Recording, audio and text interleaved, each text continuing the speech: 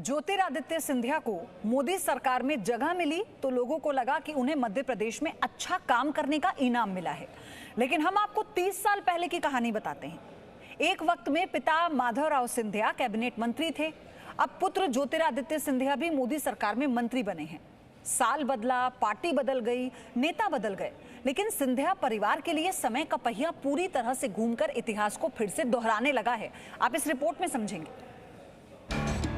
इन दोनों तस्वीरों में 30 साल का फर्क है। एक तस्वीर 1991 की है जब माधवराव सिंधिया मंत्री पद की शपथ ले रहे थे, और दूसरी तस्वीर कल यानी 2021 की है जब उनके सुपुत्र ज्योतिरादित्य सिंधिया ने कैबिनेट मंत्री पद की शपथ ली। जहां कल तक पिता थे, आज वहां उनके पुत्र आ पहुंचे हैं। अपने पिता की मौत के बाद उनकी राजनीतिक विरासत को आगे बढ़ाने का जिम्मा ज्योतिरादित्य सिंधिया ने संभाला था। आज सही मायने में वो अपने पिता के सपने को साकार करने की तरफ आगे बढ़ गए हैं। साल बदले, पार्टियां बदल गई, नेता भी बदल गए, लेकिन सिंधिया परिवार के लिए आज समय का पहिया पूरी तरह से घूमकर इतिहास को फिर से दोहराने लगा है। प्रधानमंत्री मोदी की नई और ऊर्जावान कैबिनेट में ज्योतिरादित्य सिंधिया को नागरिक उड्डयन मंत्रालय की जिम्मेदारी दी गई है। खास बात यह है कि 30 साल पहले उनके पिता को भी यही जिम्मेदारी दी गई थी।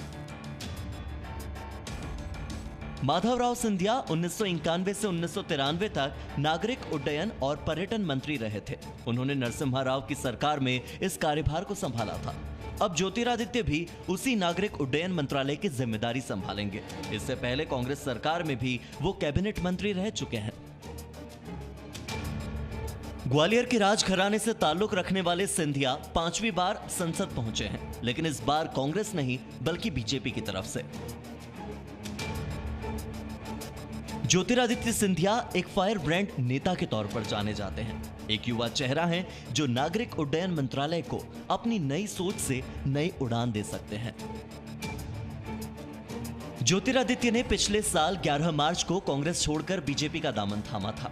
सिंधिया के पार्टी छोड़ने के बाद मध्य प्रदेश में कमलनाथ के नेतृत्व वाली कांग्रेस सरकार भी गिर गई थी और वहां पर बीजेपी की वापसी हुई थी। इसके बाद से ही उन्हें बड़ी जिम्मेदारी देने के कयास लगते रहे थे। कभी राहुल गांधी के करीबी माने जाने वाले ज्योतिरादित्य सिंधिया हमेशा अपने सटीक बोल और युवा छवि की वजह से खासे लोकप्रिय भी हैं। साथ ही हार्वर्ड और स्टैनफोर्ड जैसी यूनिवर्सिटीज से उन्होंने शिक्षा प्राप्त की है।